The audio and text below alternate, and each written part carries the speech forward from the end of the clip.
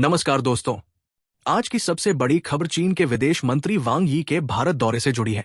वांग यी अपनी 2 दिन की यात्रा पर दिल्ली पहुंचे, जहां उन्होंने विदेश मंत्री एस जयशंकर और राष्ट्रीय सुरक्षा सलाहकार अजीत डोभाल से मुलाकात की।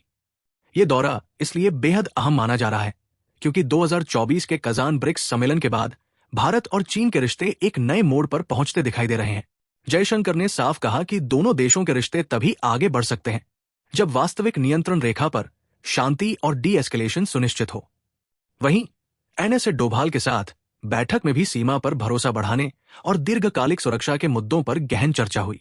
इस दौरे का सबसे बड़ा नतीजा ये रहा कि बीजिंग ने भारत की 3 प्रमुख चिंताओं को दूर करने का आश्वासन दिया। खाद्य उर्वरक, रेयर अर्थ मिनरल्स और टनल बोरिंग मशीनों, जिन पर अब तक पाबंदियां लगी हुई थी, अब भारत के लिए फिर से उपलब्ध कराई जाएंगी। उर्वरकों की आपूर्ति किसानों के लिए, खासकर रबी सीजन के दौरान, बहुत बड़ी राहत साबित होगी। रेयर अर्थ मिनरल्स और मैग्नेट ऑटोमोबाइल, इलेक्ट्रॉनिक्स और रक्षा उद्योग की रीढ़ माने जाते हैं और उनकी आपूर्ति खुलने से भारत के विनिर्माण क्षेत्र को नई ताकत मिलेगी। वहीं टनल बोरिंग मशीनें फिर से उपलब्ध होने से भारत की आधारभूत संरचना यानी मेट्रो, हाईवे और स्मार्ट सिटी प्रोजेक्ट्स को भी बड़ा सहारा मिलेगा। ये सब उस समय हो रहा है जब अमेरिका और भारत के बीच व्यापारिक तनाव चरम पर है। ट्रंप प्रशासन ने भारत के निर्यात पर 50% तक के टैरिफ लगा दिए हैं, जिससे भारत के लिए एक बड़ी चुनौती खड़ी हो गई है। ऐसे हालात में चीन का ये आर्थिक सहयोग और कूटनीतिक कदम एक रणनीतिक संदेश माना जा रहा है। बीजिंग ने खुद को एकतरफा दबाव का विरोध करने वाला देश बताया है और भारत के साथ अपने रिश्तों को नए सिरे से मजबूत करने की कोशिश की है।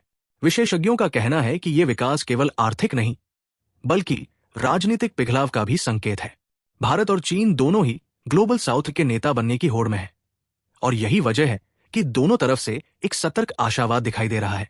इसी बीच सबसे महत्वपूर्ण पहलू यह है कि प्रधानमंत्री नरेंद्र मोदी आने वाले दिनों में शंघाई सहयोग संगठन SCO सम्मेलन में भाग लेने चीन जाने वाले हैं।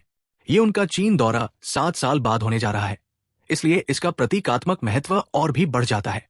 फिलहाल दोनों देशों के बीच रिश्ते सुधारने की कोशिशें जरूर हो रही हैं, लेकिन जमीनी हकीकत में अविश्वास अब भी मौजूद है।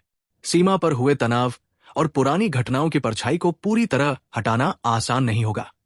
फिर भी अगर किए गए वादों पर अमल हुआ, आपूर्ति श्रृंखलाएं स्थिर हुई और सीमा पर शांति बनी रही, तो भारत और चीन के रिश्ते एक नए अध्याय में प्रवेश कर सकते हैं। दोस्तों, ये थी आज की विशेष रिपोर्ट। वांग यी का भारत दौरा, बीजिंग का आर्थिक आश्वासन और बदलता भूराजनीतिक माहौल। आने वाले दिनों में SCO शिखर सम्मेलन और मोदी शी मुलाकात पर सबकी नजरें होंगी। हमारे साथ जुड़े रहिए देश दुनिया की सबसे बड़ी खबरों के लिए। धन्यवाद।